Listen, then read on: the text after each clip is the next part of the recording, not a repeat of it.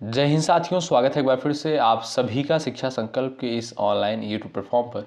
कैसे हैं आप सभी दोस्त? आशा करते हैं कि आप लोग बहुत ही अच्छे होंगे, स्वस्थ होंगे। साथियों, आज के इस स्पेशल क्लास में यूपी टेट एग्ज़ाम 2026 के लिए हिंदी व्याकरण के 50 महत्वपूर्ण सवालों को कवर करने वाले हैं, जो कि आगामी यूपी टेट यानी जो आपका 2026 में यूपी टेट एग्ज़ाम होने वाला है उसके लिए ये क्लास महत्वपूर्ण होगी। यहाँ पर साथियों सेलेक्टेड क्वेश्चंस ही कवर किए गए हैं जो परीक्षा के दृष्टिकोण से महत्वपूर्ण है। आप लोग पिछले साल का पेपर उठाकर देखेंगे तो पाएंगे कि इसी आधार पर सवाल पूछे गए हैं पेपर में। आइए शुरुआत कर लेते हैं बिना किसी देरी के। आप लोग हर एक क्वेश्चन का आंसर कमेंट बॉक्स में देते हुए चलिएगा। देखिएगा आप लोग इन 50 सवालों में से कितने सवालों को सही कर पाते हैं। क्वेश्चन नंबर फर्स्ट का आंसर बताएं। बुढ़ापा शब्द में जो है कौन सी संज्ञा है? जातिवाचक, भाववाचक या आपका दिया है व्यक्तिवाचक संज्ञा। एक बार सभी साथी कोशिश करेंगे। यहाँ पर साथियों यदि आप देखते हैं बुढ़ापा शब्द की बात करें तो ये भाववाचक संज्ञा के अंतर्गत आता है। ऑप्शन नंबर बी बिल्कुल करेक्ट आंसर हो जाएगा। साथियों जैसे आपका ईमानदारी हो गया, बचपन हो गया, जवानी हो गया, मित्रता हो गया, ये सभी जो है आपकी भाववाचक संज्ञाएं हैं। यानी भाववाचक संज्ञा का मतलब आप कह सकते हो कि जिसे आप जो है प्लेट में नहीं परोस सकते हो, इस तरीके से आप एक साधारण लैंग्वेज में समझ सकते हो कि जिसे आप सिर्फ और सिर्फ महसूस कर सकते हो, फील कर सकते हो, जिसे आप छू नहीं सकते हो, प्लेट में परोस नहीं सकते हो। ये आपकी कौन सी संज्ञाएं होती हैं? ये आपकी जो है भाववाचक संज्ञाएं होती हैं। यानी बी ऑप्शन आपका राइट है। अगला सवाल, कौन सा शब्द जो है बादल का पर्यायवाची नहीं है? बताइए इसमें से आपका जो है बादल का पर्यायवाची कौन सा नहीं है? आप सभी साथी आंसर देने का प्रयास करिएगा। चलिए साथियों, आप यहाँ पर देखेंगे जलद, नीरद और मेघ ये सभी आपके जो है बादल के पर्यायवाची शब्द हैं।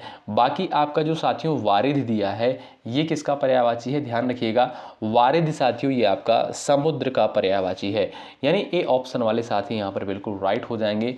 बात करें साथियों समुद्र शब्द की तो समुद्र के अन्य भी पर्यायवाची होते हैं, जैसे आपका सागर हो गया, अर्णव हो गया, पयोधि हो गया, रत्नाकर हो गया, ये सभी आपके जो है समुद्र के पर्यायवाची शब्द होते हैं। ध्यान रखें इस बात को भाई। ए ऑप्शन आपका राइट आंसर है।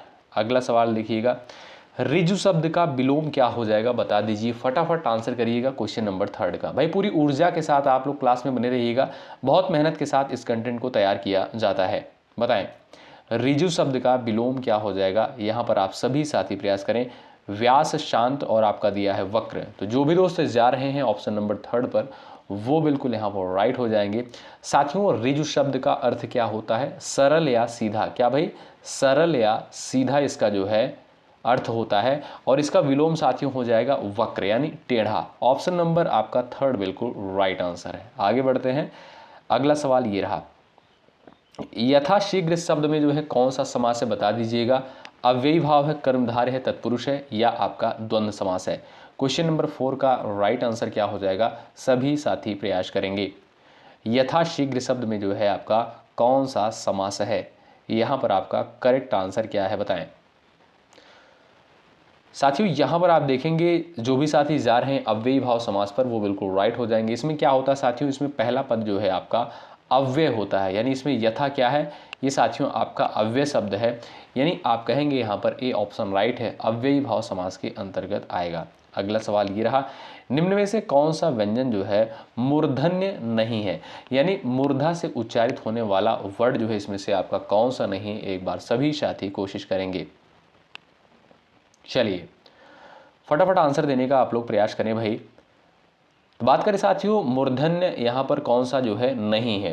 ट, ठ, ड और प। साथियों अगर हम प वर्ड की बात करें तो ये आपका ओष्ठ से उच्चारित होने वाला वर्ड है। बल्कि आपका जो यहाँ पर तीनों शब्द ये दिए गए हैं यानी तीनों वर्ड दिए गए हैं ट, ठ, ड, ये तीनों वर्ड साथियों क्या है? मूर्धन्य है यानी मूर्धा से उच्चारित होने वाले वर्ड हैं। यानी ट वर्ग के अंतर्गत ये सभी वर्ड आपके आते हैं ट, ठ, ड, ढ, ड। तो इनका उच्चारण भाई किससे होगा? इनका उच्चारण जो होगा मूर्धा से होगा, यानी इन्हें मूर्धन्य वर्ड कहते हैं। अगला सवाल देखें, पायस पावश शब्द युग्म का सही अर्थ क्या होगा? बताइएगा, फटाफट आंसर दीजिएगा। पायस का अर्थ क्या है? पावश का अर्थ क्या है? आप सभी साथी इस ऑप्शंस में से चूज करिएगा एक ऑप्शन। चलिए सभी दोस्त आंसर देने का प्रयास करेंगे। आपका सटीक आंसर क्या हो जाएगा बताएं।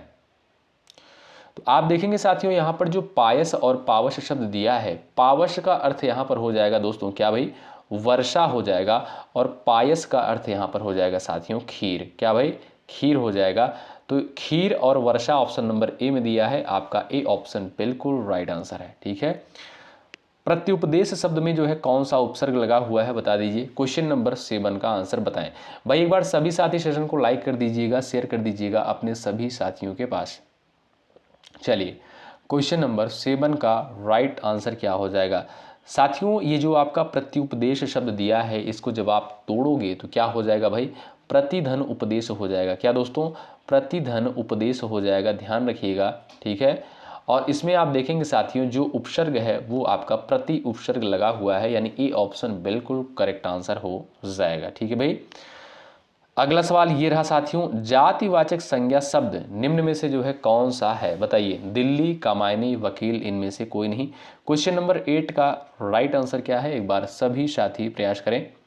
जातिवाचक संज्ञा शब्द जो है निम्न में से कौन सा है।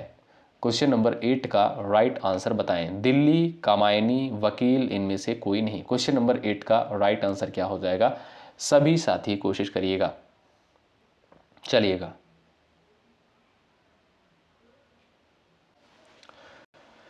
यहाँ पर साथियों यदि आप देखेंगे दिल्ली शब्द क्या है, दिल्ली जो है ये आपका व्यक्तिवाचक के अंतर्गत आएगा। कामायनी क्या है, ये भी आपका व्यक्तिवाचक के अंतर्गत आएगा। लेकिन वकील जो है पूरी वकील जाति का बोध करा रहा है, आप कहेंगे कि ये जातिवाचक संज्ञा के अंतर्गत आ जाएगा। ऑप्शन नंबर 3 राइट है। सवाल नेक्स्ट है, हिंदी के शब्दों में लिंग का निर्धारण निम्न में से किसके आधार पर होता है। संज्ञा, सर्वनाम, उपसर्ग, क्रिया, बताएं। फटाफट आंसर देने का प्रयास करें आप लोग। हिंदी के शब्दों में लिंग का निर्धारण निम्न में से किसके आधार पर होता है, तो आप देखेंगे साथियों संज्ञा के आधार पर होता है। क्या भाई, संज्ञा के आधार पर होता है। ए विकल्प आपका बिल्कुल राइट आंसर हो जाएगा। सवाल नंबर नेक्स्ट है, पेड़ पर पक्षी बैठे हैं, इस वाक्य में पेड़ पर पद में जो है कौन सा कारक हो जाएगा बताएं। चलिए क्वेश्चन नंबर 10 का राइट आंसर क्या हो जाएगा, एक बार कोशिश करें आप लोग आंसर देने के लिए। पेड़ पर जो है पक्षी बैठे हैं, इस वाक्य में पेड़ पर पद में जो है कौन सा कारक होगा। चलिए भाई, अगर आपने साथियों कारक पढ़ा होगा बहुत आसानी से इस क्वेश्चन का आंसर कर पाएंगे। चलिए साथियों, अगर हम आपसे पूछें कि अपादान कारक का जो कारक चिन्ह होता है क्या होता है, से अलग। ठीक है, यानी इसमें अलगाव की स्थिति होती है। अधिकरण में क्या होता है, में होता है आपका, ध्यान से देखिएगा। अधिकरण की अगर हम बात करें, इसमें आपका में होता है और आपका पर होता है। कर्म का क्या होता है, को होता है। संबंध का क्या होता है, का, के, की, ना, नेनी, रा, रे, री। ठीक है, तो आप देखिएगा यहाँ पर पेड़ पर दिया है, तो पर किसका हो जाएगा, अधिकरण का हो जाएगा। Option second right. अगला सवाल ये रहा, मनोयोग शब्द का सही संधि विच्छेद क्या है। छाप दीजिए आप लोग आंसर यहाँ पर। मनोयोग शब्द का सही संधि विच्छेद क्या है। 4 विकल्प दिए गए हैं, आप लोग ये भी बताइए इसमें संधि कौन सी है।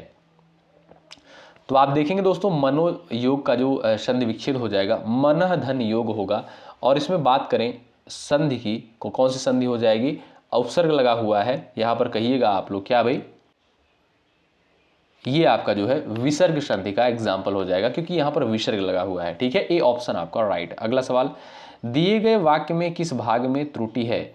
हम हमारे देश के महापुरुषों का अनुसरण करें।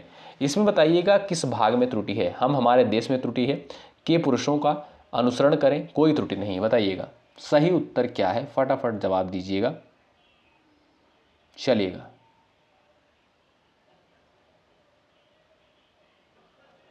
यहाँ पर आपका राइट आंसर क्या हो जाएगा भाई, हम हमारे। यहाँ पर जो साथियों लिखा है हम हमारे, ये बिल्कुल आपका ये त्रुटिपूर्वक वाक्य है आपका। यहाँ पर ऑप्शन नंबर ए जो दिया है बिल्कुल करेक्ट आंसर होगा। अगला सवाल, मधु ने खाना खाया होगा, यह जो है किस प्रकार का वाक्य होगा बताएं। चलिए भाई क्वेश्चन नंबर 13 का आंसर करिए। मधु ने जो है खाना खाया होगा। चलिए भाई सटीक आंसर क्या हो जाएगा भाई, तो जो भी दोस्त यहाँ पर जा रहे हैं संदिग्ध भूत पर, वो बिल्कुल राइट हो जाएंगे। ए ऑप्शन बिल्कुल करेक्ट आंसर। अगला सवाल, किस वाक्य में जो है अकर्मक क्रिया का प्रयोग हुआ है बताइए। इसमें जो है अकर्मक क्रिया का किस में प्रयोग हुआ है।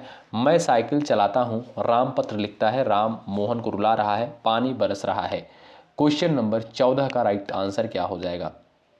चलिए इसमें आपका अकर्मक क्रिया का प्रयोग हुआ है किसमें, तो आप देखेंगे साथियों यहाँ पर राइट आंसर हो जाएगा पानी बरस रहा है। ऑप्शन नंबर डी वाले साथी बिल्कुल राइट है। अगला सवाल, निम्न में से कौन सा जो है सारंग का अनेकार्थी नहीं है? चलिए, सारंग का जो है अनेकार्थी इसमें से आपका कौन सा नहीं है? फटाफट आप लोग जवाब देने का प्रयास करिएगा। चलिए भाई,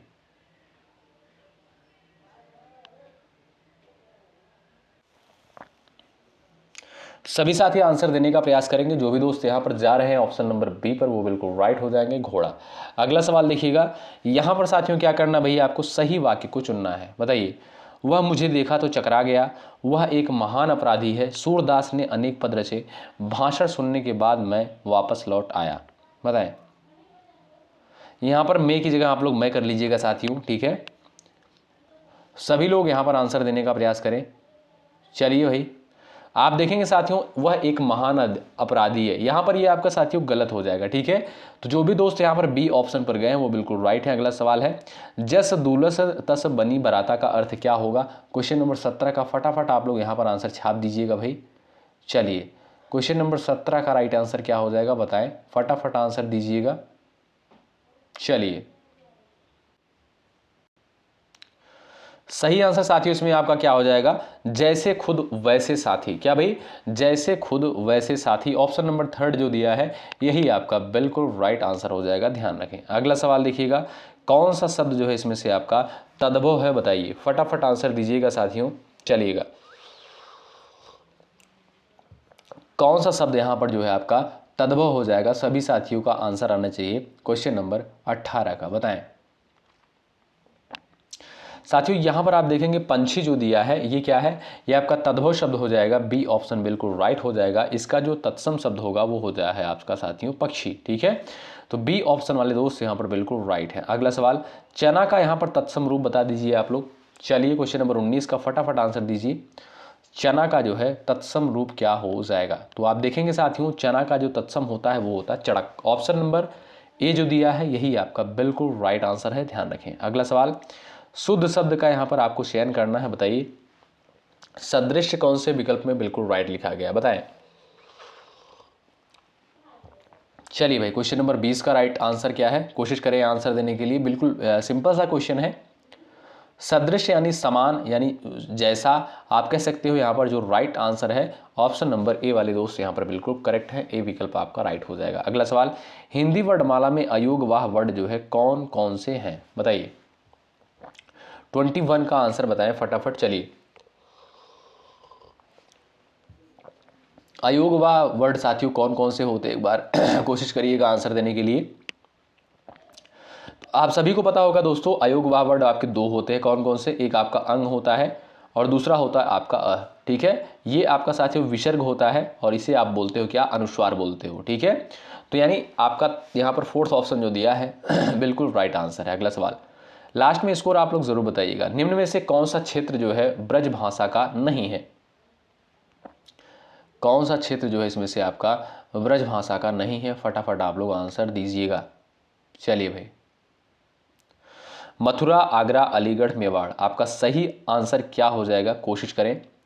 तो साथियों यहां पर आप देखेंगे मेवाड़ जो है ये आपका राजस्थान का क्षेत्र है। ऑप्शन नंबर डी बिल्कुल करेक्ट आंसर हो जाएगा। साथियों ब्रज भाषा जो है मुख्यतः कहां कहां बोली जाती है? मथुरा हो गया, आगरा हो गया, अलीगढ़ हो गया। तो यहां पर भाई तीनों ऑप्शन राइट है। आपका डी ऑप्शन यहां पर क्या हो जाएगा भाई? इनकरेक्ट हो जाएगा। डी ऑप्शन आपका यहां पर इनकरेक्ट है। अगला सवाल देखिएगा, जो अत्यधिक भूखा हो क्या कहलाएगा? बताओ, एक शब्द में जो है बता दीजिए आप लोग, फटाफट आंसर कर दीजिएगा।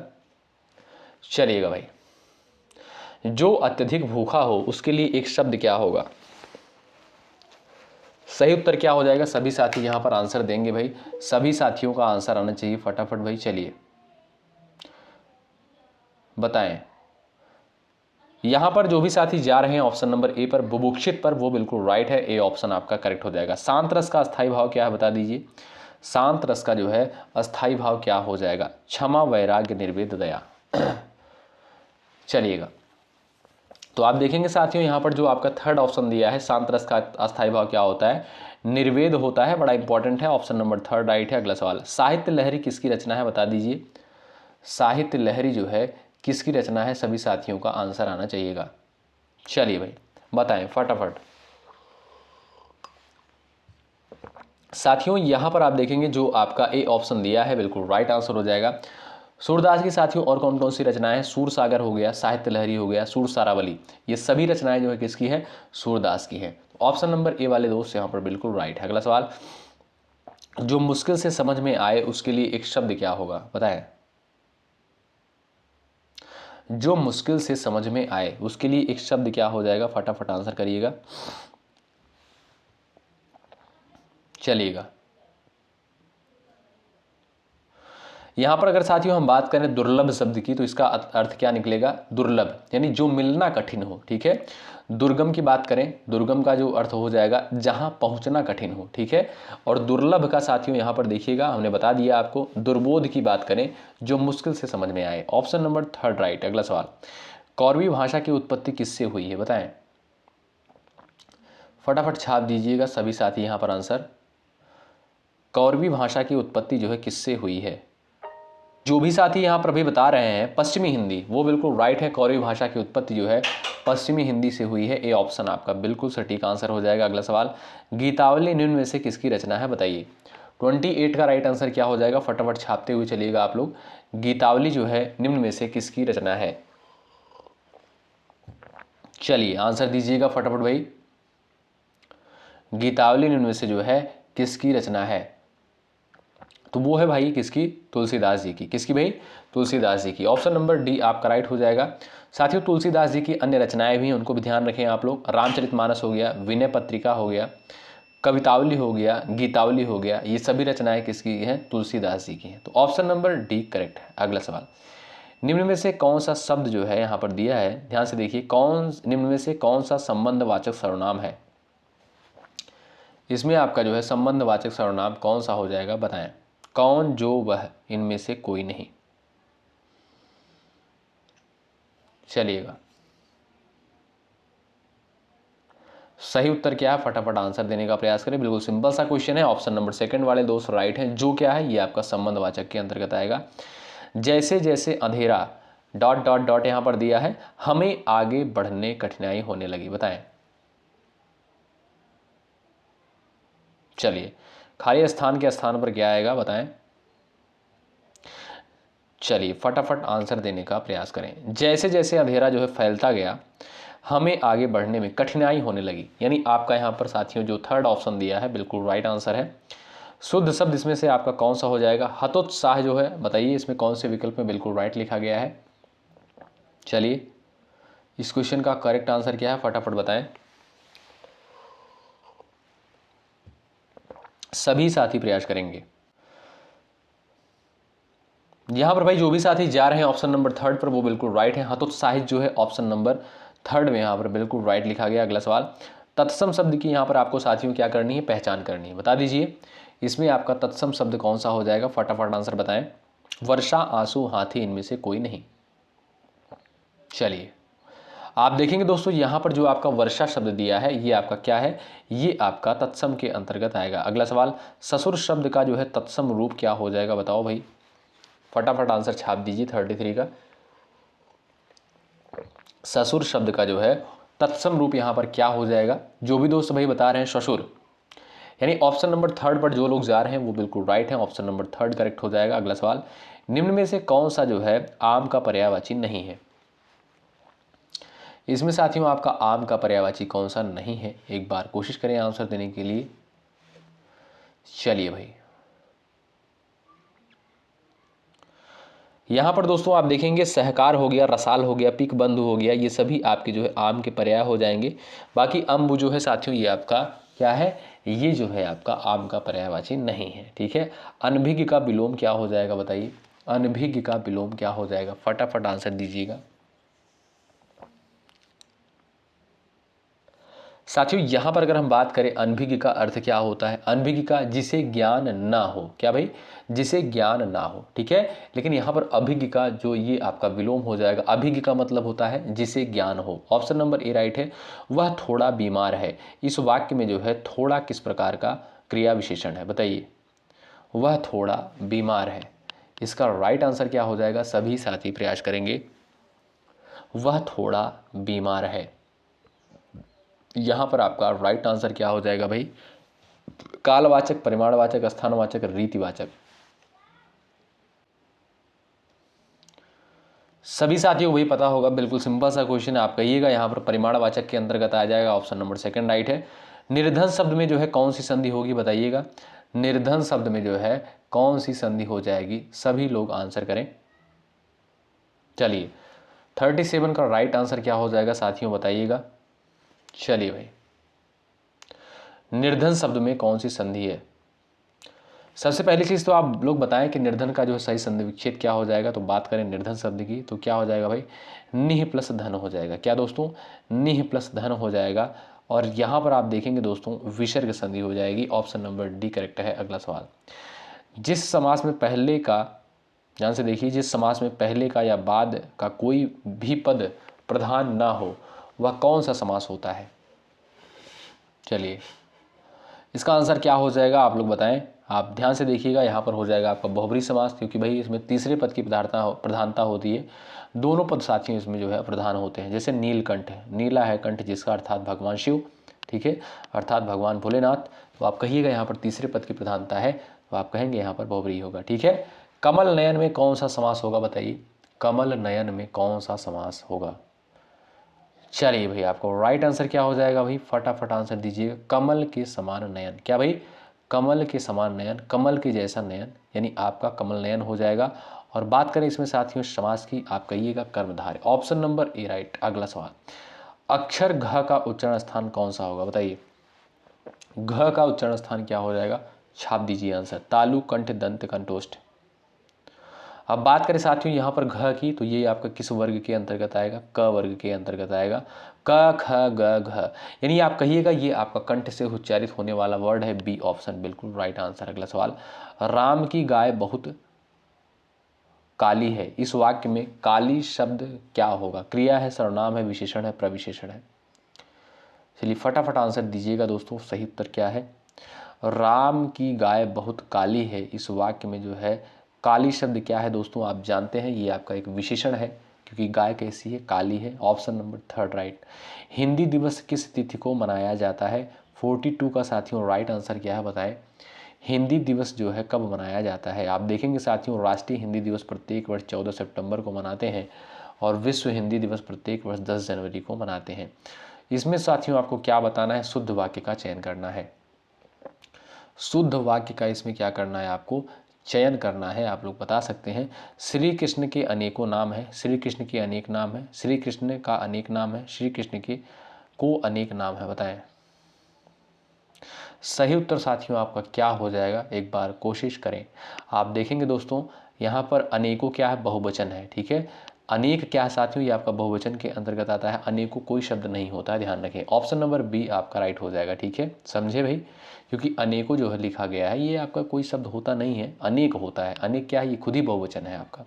ऑप्शन बी करेक्ट है। अगला सवाल, विदुषी शब्द का पुल्लिंग शब्द क्या होगा। विदुषी का पुल्लिंग क्या हो जाएगा, आप लोग बताएं। बिल्कुल सिंपल सा क्वेश्चन, आप कहिएगा विद्वान। ऑप्शन नंबर डी करेक्ट है। अगला सवाल, हमने भिखारी को 2 किलोग्राम अनाज दिए, इस वाक्य में कौन सा कारक है। चलिए भाई, यानी कुछ यहाँ पर दिया गया है भाई, ठीक है। तो जहाँ पर जिस वाक्य में आपको लग रहा हो कि कुछ दिया गया हो, आप कहिएगा संप्रदान कारक के अंतर्गत तुरंत हो जाएगा। Option number B correct. अगला सवाल, लेखिका शब्द का बहुवचन क्या हो जाएगा बताएं। लेखिका का बहुवचन क्या हो जाएगा, फटाफट बताएं, सभी साथी आंसर करें। तो आप देखेंगे साथियों, लेखिका का जो बहुवचन होगा इनमें से कोई नहीं यहाँ पर कहिएगा, क्योंकि लेखिकाएं होगा। क्या भाई, लेखिकाएं होता है। यहाँ पर अगर अंक बिंदी हो जाती तो आपका ये ऑप्शन राइट होता, ठीक है भाई, ध्यान रखिए इस बात को। अगला सवाल, हिंदी में ऊष्मीय व्यंजनों की कुल संख्या कितनी होती है, बता दीजिए। हिंदी में ऊष्मीय व्यंजनों की कुल संख्या कितनी होती है, पता होना चाहिए आपको। ध्यान रखें 4 होती। कौन कौन से, तीनों श साथियों आपके हो गए, ध्यान रखें, तीनों श आपके हो गए और एक आपका ह हो गया। ये सभी आपके क्या है, ऊष्म व्यंजन के अंतर्गत आते हैं। बी ऑप्शन वाले साथी यहाँ पर बिल्कुल राइट हो जाएंगे। अगला सवाल, पुनर्जन्म का सही संधि विच्छेद क्या होगा, बता दीजिए। पुनर्जन्म का सही संधि विच्छेद क्या होगा, फटाफट आंसर दीजिएगा। चलिए, पुनर्जन्म का सही संधि विच्छेद क्या है बताएं। सभी साथियों का आंसर आना चाहिए इस सवाल के लिए भाई। आप देखेंगे यहाँ पर बात करें अगर हम पुनर्जन्म शब्द की, तो पुनः प्लस जन्म हो जाएगा। क्या भाई, पुनः प्लस जन्म हो जाएगा, यानी जो थर्ड ऑप्शन दिया है बिल्कुल राइट आंसर हो जाएगा। संधि इसमें साथियों कौन सी है, विसर्ग संधि है, ध्यान रखें। ठीक है भाई, ये रहा आपका, इस सवाल का आंसर करिएगा। ये लास्ट क्वेश्चन है। हंसुए के ब्याह में खुरपी का गीत, इसका अर्थ क्या होता? असंगत बातें करना, निचले स्तर का कार्य करना, शादी का गीत गाना, जश्न मनाना। देखते हैं यहाँ पर भाई 49 नंबर के क्वेश्चन का आंसर किसका आता है। सभी साथी आंसर जरूर से ज़रूर करिएगा, क्योंकि महत्वपूर्ण क्वेश्चन है। जिन भी साथियों का सबसे पहले आंसर आएगा उनका आंसर भाई कमेंट बॉक्स में पिन कर दिया जाएगा। तो सभी साथी आंसर देने का प्रयास ज़रूर से ज़रूर करिएगा। ये क्लास कैसी लगी ज़रूर बताएं। और भाई आप लोग लाइक की संख्या बढ़ाते नहीं हो। अगर देखिए चीज़ें आपको बेहतर लग रही, कंटेंट बेहतर लग रहा है, तो आप लोग ज़रूर से ज़रूर सेशन को लाइक करें। चैनल पर यदि आप नए हैं, यूपी टेट एग्जाम 2026 की तैयारी कर रहे हैं, सब्सक्राइब जरूर कीजिएगा। निश्चित रूप से यहाँ से आपको हेल्प मिलेगी। ठीक है, बहुत मेहनत के साथ साथियों इस कंटेंट को तैयार किया जाता है आप सभी के लिए। तो आप लोग ज़रूर से ज़रूर इसको शेयर कर दीजिएगा, लाइक कर दीजिएगा। जो भी साथी चैनल पर नए होंगे वो लोग सब्सक्राइब भी ज़रूर करिएगा। ठीक है, अगर चीज़ें आपको बेहतर नहीं लगती तो डिसलाइक भी कर सकते हैं, आप स्वतंत्र हैं। शुक्रिया, जय हिंद, जय भारत।